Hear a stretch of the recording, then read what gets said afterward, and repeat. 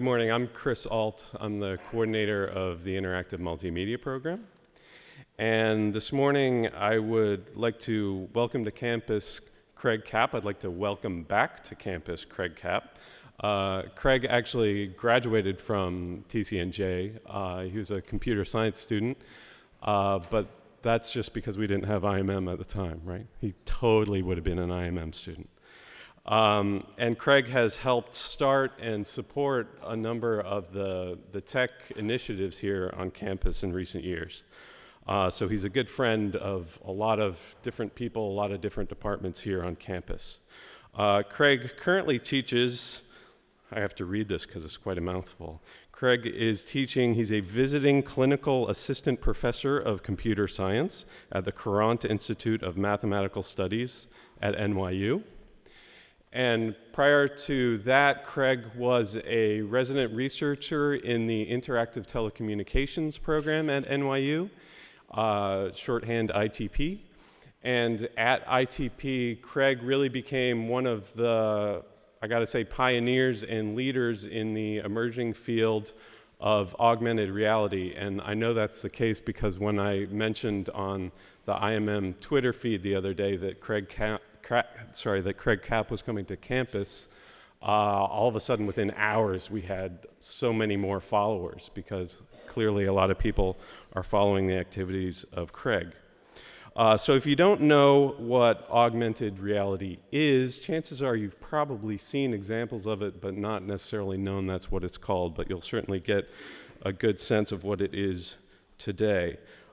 Craig has been an inspiration and has provided a lot of support for interactive multimedia students in recent years who've been exploring this field of augmented reality. And I think augmented reality is a good example of a technology that might kind of start out in an interactive multimedia kind of class because at the time it's sort of bleeding edge. But very soon it gets adopted by all different sorts of areas and really becomes quickly a part of everyday life and will become a part, I think, in some ways, of perhaps all of your disciplines. So you'll get to hear today from Craig about some of the present and perhaps very near future applications of augmented reality. So please join me in welcoming Craig Kapp.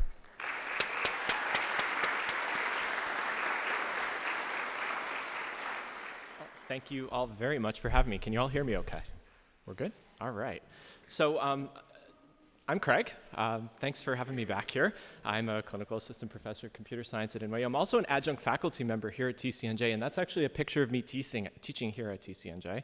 I don't know if many of you know that we have a global program in Cairo, but we actually do, and I teach an educational technology course out there. That was my most recent trip out there. But before coming to NYU, I was at this crazy place called ITP. And I know some of the IMM students will understand what ITP is. But for those of you who don't know what it is, ITP is a graduate program at NYU whose mission it is to explore how communication technologies might augment, improve, and bring delight and art into people's lives. And our tagline is that we're the center for the recently possible. And we do crazy things up at ITP.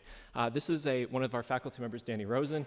He created a series of art sculptures which this is called the Wooden Mirror. It's on the elevator as you actually get off onto our floor, and it represents you in blocks of wood. So as you move in front of it, these little blocks of wood turn around and will represent the real world in an alternate form.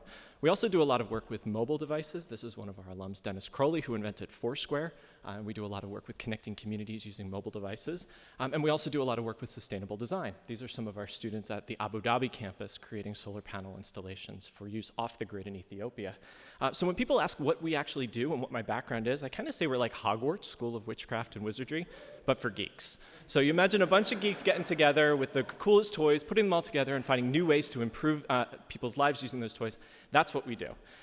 So to kind of take this idea and bring it down to this lecture, have you guys ever seen this graph before? This is called the Gartner Tech Hype Cycle Graph. And the Tech Hype Cycle Graph comes out about twice a year, and what it attempts to do is quantify how technologies move through the marketplace. So on the very left, we have what are called technology triggers, new technologies that are entering into the space that really are cutting edge. We don't quite know what to do with them. And eventually, the media figures out what those technologies are all about, and they enter into what we call the peak of inflated expectations, where we think this technology is going to solve all the world's problems. But eventually it doesn't, and it falls into the trough of disillusionment. And the technology, we realize it's a bust, it's never going to work, but some technologies will come out of that and enter the slope of enlightenment and then the plateau of productivity.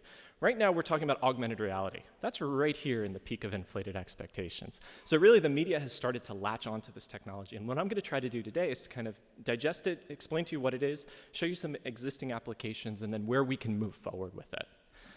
So no discussion with augmented reality would be complete without talking about how humans interface with technology devices. So this is what we call the Virtuality Continuum. It's coined in 1994 by Paul Milgram, a professor of electrical engineering at the University of Toronto.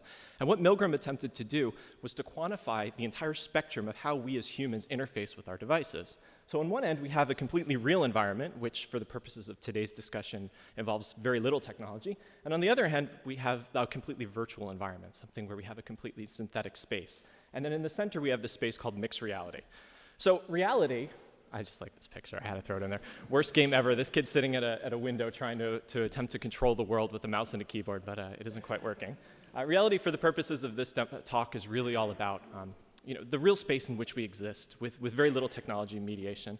And then virtual reality is the completely other end of the spectrum, where we try to remap as many of our senses as possible to electronic stimuli. It usually ends up with us looking like cyborgs, but it allows us to remap our sight, our sound, our taste, our touch, our smell, all of our senses into some sort of external stimulation, so that we can experience an alternate world. And there's a lot of work going on with virtual reality right now. This is a fire drill simulation that was released in Japan last year. And in it, what users will do is they'll wear these little sensors on their feet, and when they put on these crazy goggles, what they'll actually see, let's see if we can start this up. What they'll actually see is themselves walking on a 120-story skyscraper. Yeah, we will have to put the lights up in a moment, but this is good. So you can actually see, all they can see are their feet as they're walking on this giant skyscraper. And people are absolutely terrified to go near the edges of these buildings. But it's used as a training simulation to teach people what they need to do in emergency situations. But people know that they're seeing a cartoony world. They know that they're in this virtual world. Yet for some reason, being able to be immersed in this in such a visceral way really evokes a sense of being there, really evokes a sense of place. And we're taking advantage of some of these techniques as well. This is an experimental therapy device that uses virtual reality in New York. It's used to treat post-traumatic stress disorder for veterans coming back from the Iraq War.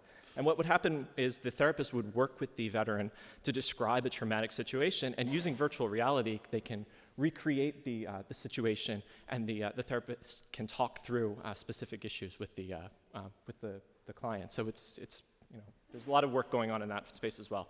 But that's not really what we're talking about today. What we're going to be talking about today is augmented reality.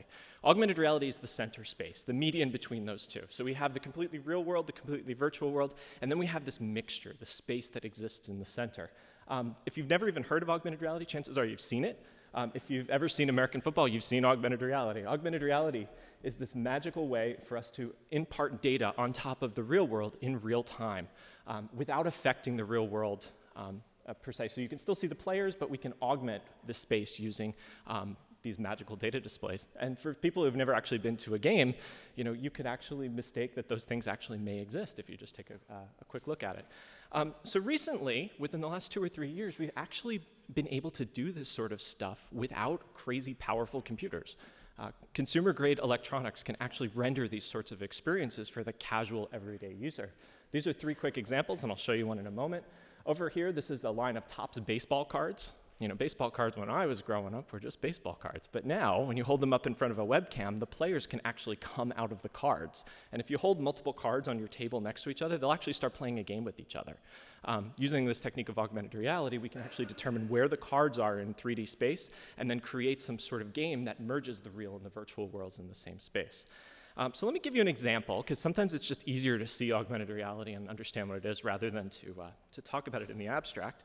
So what I'm going to do is I'm going to launch a webcam on my computer. I'm going to launch the little tiny webcam that exists right here in the monitor of my computer. And I have this greeting card here. This is a Valentine's Day card from Hallmark. Can you guys see me in there? Excellent. All right, so this is a Hallmark greeting card. You've all seen these before. When you open it up, it makes it has the little sound built into it. That's not the cool part, though. What this card has actually been done to it is we have some software that can actually recognize this card and distinguish it from the world around it. So when I show this card to my monitor, it's going to create a virtual experience that exists on top of this card. So turn up the volume a little bit. Hey, what you got there? It looks like a ticking heart. It is ticking. Is that bad? I don't know. It depends what happens when it stops ticking.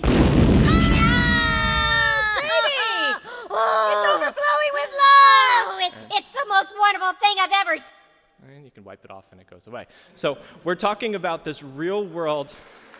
Thanks. That's awesome. And you know what? I didn't even do that. I just bought the card. That was great. No, but that in essence is what augmented reality is, creating this sort of real-time experience where physical objects can take on another meaning and can evoke some sort of otherness that the virtual world can then represent for us. So what's the magic behind this? How does this actually work? Well, it's not too hard. It's just that computers aren't very smart. They just do things very, very fast. So it's really just a three-step process to make augmented reality work. The first thing is to find out where you are in the world. And we can do that in one of two ways. We can either do what we just did here, where we track some sort of physical object. So this thing would be considered a marker. And then we can figure out where that marker is and determine where it is in 3D space. Or we can use our GPS and compass of our mobile device to determine where we are on the surface of the globe. Once we figure out where we are, then we can cross-reference that with some sort of content and then render it in real time. And try to do that about 30 times a second, and we can create an experience that appears to happen in real time. So marker tracking is what we do mostly when we want to really create an experience that's tied to a physical object. We analyze frames of video over and over and over again to find out where these objects are in space. Once we figure out where they are, we determine how they're tilted. And then we augment them using virtual content. This is usually very accurate for short-term experiences. So you're inside of a museum space, or we're inside of a space like this, and you want to be able to augment something physical, you would use marker tracking. We've also been working a lot recently in what we call natural feature tracking. As you can see, some of these markers, which I'll be showing you in a moment, are kind of blocky. They're kind of high contrast, and that works really well for a computer, but recently we've been wanting to augment things that don't look so distinguishable. So we've been working in this world of feature tracking. This right here is a Jurassic Park ad where we can actually throw on top of it actual models of dinosaurs. And then some of my favorite work is actually going on in face tracking, where we can actually figure out where your face is and then use that as a marker to be able to create virtual costumes for virtual theatrical displays and all sorts of other projects. And then the other end, which is probably the end that's getting the most press right now, and is probably the future of augmented reality, is GPS compass-based, location-based augmented reality. And that utilizes the phones that we all are starting to have in our pockets to be able to create an experience that lives on top of the real world. So you walk down the street, and somebody's created an alternate experience. You can interface with that by holding up your phone and becoming part of that space. Your phone knows where you are, it knows what sort of virtual content should exist there, and it will display that to you in real time. This sort of technology works very well at long ranges, so we can go all over the world and make this work, but it's not very accurate at the short range. Because GPS is about between 3 and 5 meters of inaccuracy based on where you are on the surface of the globe. Sometimes you get a little bit of jitter with this sort of technology, but it works really well for long-range applications. And then once you figure out where you are, you can determine how you're going to deliver this. I gave this presentation in Disneyland last year, so that's why I have these graphics. I just haven't updated them yet. We have what it's called magic mirror and magic lens delivery. Magic mirror would be where I look at some sort of digital display, I see myself in that mirror, and I see some sort of augmentation happening. Magic lens would be I hold up some sort of device, and I see my world through that lens, and the augmentation happens on that lens as I inspect the world around me. And these are just some quick examples of that. So this really begs the question, all right, this is cool, this is fun, I can buy this is certainly selling a lot of Hallmark greeting cards right now, so, certainly from a sales perspective, this makes a lot of sense, but what can you actually do with augmented reality? So what I wanted to do is identify a few core areas that I have a particular interest in, and show you actual applications in the wild of what augmented reality is doing.